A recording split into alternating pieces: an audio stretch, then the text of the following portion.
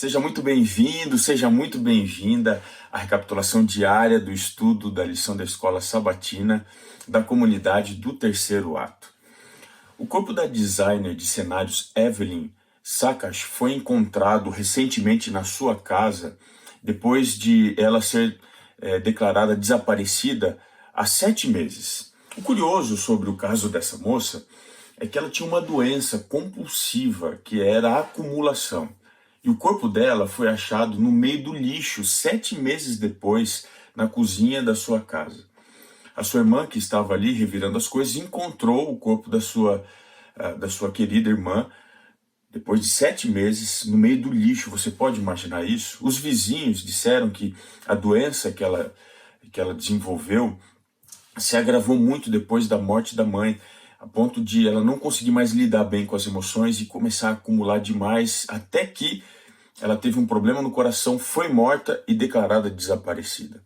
A história dessa mulher mostra como nós, seres humanos, no contexto de sofrimento, somos até mesmo capazes de nos autodestruir e pagar um preço muito caro por isso.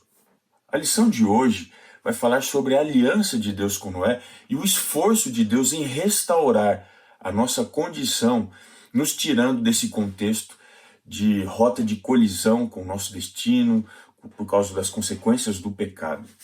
A história da aliança de Deus com Noé é muito curiosa, porque existem 2 conceitos importantíssimos na Bíblia que se fundem aqui a partir de Noé. O primeiro deles é o surgimento da primeira vez da palavra aliança na Bíblia. Lá em Gênesis capítulo 6, o verso 18, você encontra o seguinte: contigo, porém, estabelecerei a minha aliança.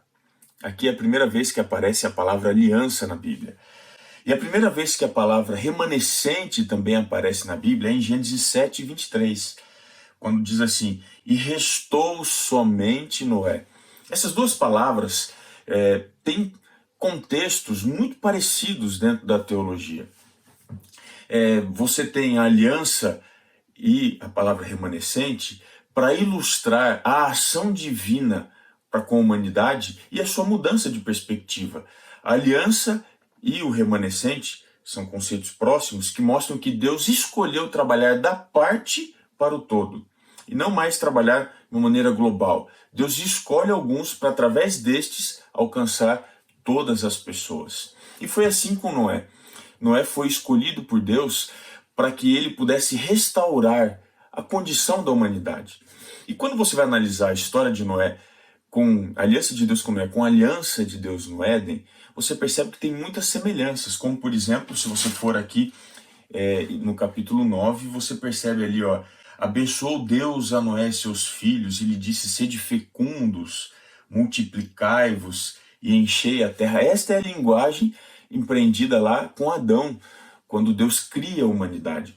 E você percebe algumas semelhanças curiosas. Por exemplo, Deus abençoa Noé e seus filhos, Deus abençoa Adão e Eva. Deus pede para que eles cresçam e multipliquem, assim como ele pediu também para Adão e Eva.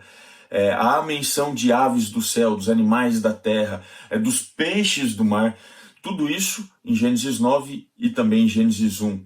Assim como o homem é a imagem de Deus, aqui em Gênesis 9, o verso 6, porque Deus fez o homem segundo a sua imagem, e lá em Gênesis 1, 27, também o homem é criado à imagem de Deus. Gênesis 9 é como se fosse Deus trazer de volta o contexto da aliança que ele fizera antes do pecado, lá em Gênesis capítulo 1. É a mesma linguagem que ele usa para dizer o seguinte: olha, eu quero fazer com Noé o que eu fiz lá atrás. Deus quer restaurar, restabelecer essa aliança.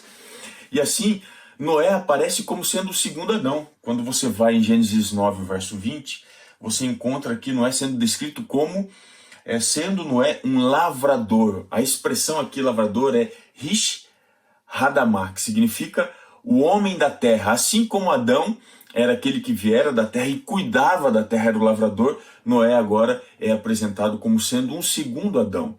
Portanto, Gênesis 9, Gênesis 7, até Gênesis 9, a aliança de Deus com Noé, é nada mais nada menos do que um esforço divino para trazer à terra as condições parecidas, análogas às condições da aliança antes do pecado.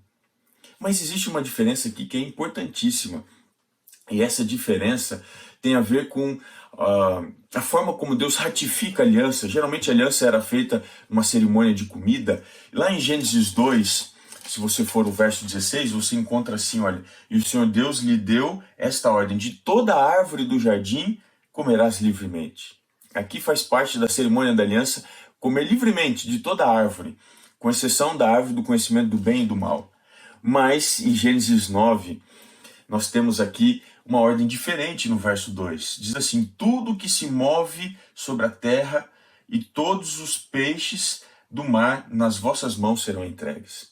Observe que lá atrás, na primeira aliança, você tem a permissão para comer de toda a árvore. Aqui, de todos os animais. Por que isso? Qual é a diferença que você percebe aqui? A diferença, o detalhe, está no sangue.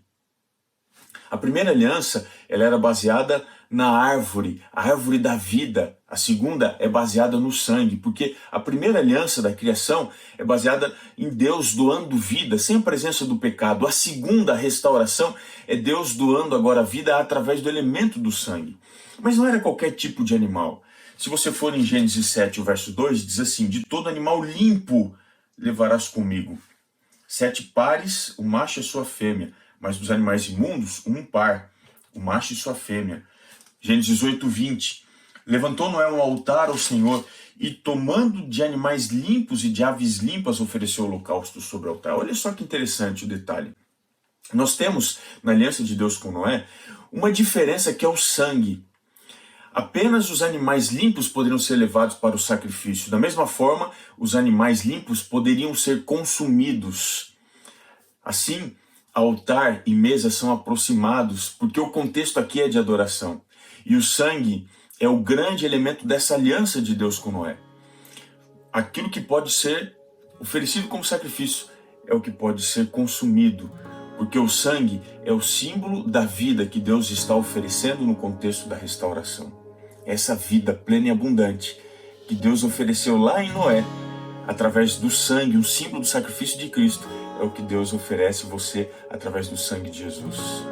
Lindo isso, não é? Quer saber mais? Continue conectado conosco na recapitulação da lição na comunidade do Terceiro Ato.